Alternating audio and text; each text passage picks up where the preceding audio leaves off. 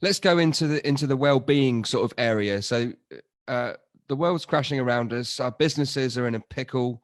There's all sorts of mischief happening outside. And I think in the first few days, I think many of us are still in shock and haven't quite got our heads around how to behave and how to be and what the routine is and all that kind of stuff. And I'm sure many of us would acknowledge that a routine is really going to help. But what would be your tips for staying in a good place, especially as we get past week 1, week 2, week 3, week 4? I've experienced a bit of a roller coaster, and there's good days and bad days and good moments and bad moments. I think last Monday I stared at the wall for about 2 hours trying to figure out what on earth was going on. But what would be your top tips? You know, what's the process that you go through in order to stay mentally in good shape when all of this stuff is happening around us? What's on your mind? Well, the first thing I've done is trying to accept. Now, for me, it's I don't know if that resonates with anybody else, but for me, it's accepting we're in this position rather than trying to fight it and not believe it's happening. It is happening.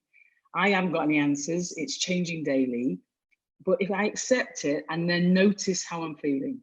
So if I want to change how I'm feeling, that's a separate thing. But I first of all have to accept how I'm feeling and notice how I'm feeling. So that's my start, really. I love that. I will build on that.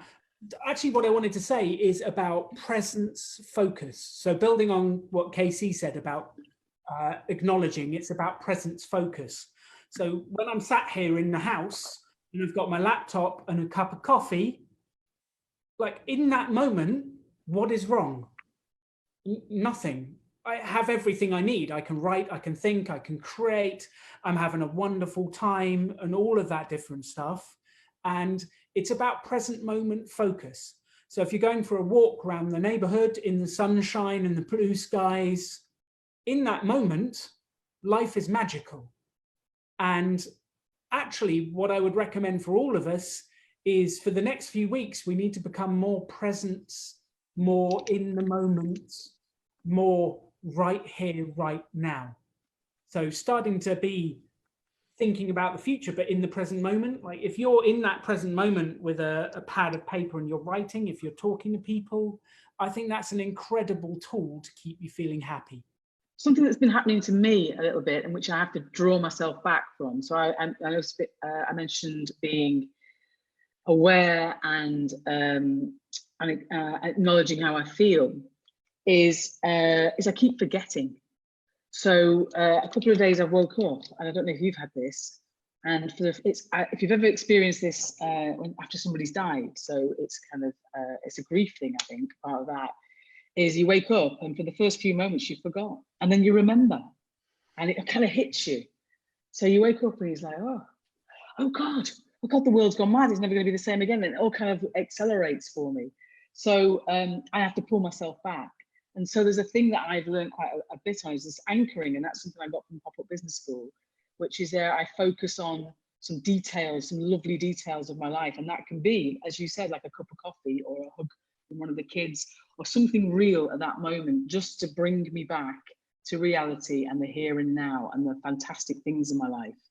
It doesn't mean I'm not going to face or deal with the stuff that's going to happen to me, or I'm not kind of aware that I've got lots of pressures about cash and what's going to happen, and health and the other things. I'm aware of those. I'm not pretending they're not there, but I am going to focus on the good stuff because that, again, it anchors me and centers me, because I keep forgetting as well. Maybe I'll just get used to it. I think, many of us know this stuff, but in the busyness and the craziness, we forget it, don't we? And I think hearing people's different approaches to this, I think it's certainly done it for me. It's just made me go, yes, the presence thing, that's the thing that I need to do more of. Or, there's some things here that we've probably forgotten that actually, if we did a little bit more of it, it could make a huge difference on our well-being day to day. What's on your mind, Alan? You look like you've got more to share, as always. I love it. Your daily diet that you're feeding your brain. And I think people's diet has massively shifted over the last week or so. and they're filling their brains with all sorts of media that they never would read, all sorts of shock videos, online stuff. They're at home all the time and they're filling their brain with a whole different diet. Of course, you're going to get different results. If you eat cheeseburgers every day, you're going to get fat. You've got to change your diet. It will massively impact how you feel. And the second thing I wanted to say, actually, that I truly believe, was walking down the street last night, late at night, to get some exercise. And someone had chalk, in bright yellow chalk, on the pavement. "You have magic inside you." And I stopped and I paused and I thought, they're right. They're right. And if there's one thing I wanted everyone here to realize, you have magic inside you. You just need to let it out and share it. And that was one of the most random things I came across. But I think it's a really important message. Oh, that's nice, that. I like that. I'm a bit speechless on that one, Alan. I like that one. I like that.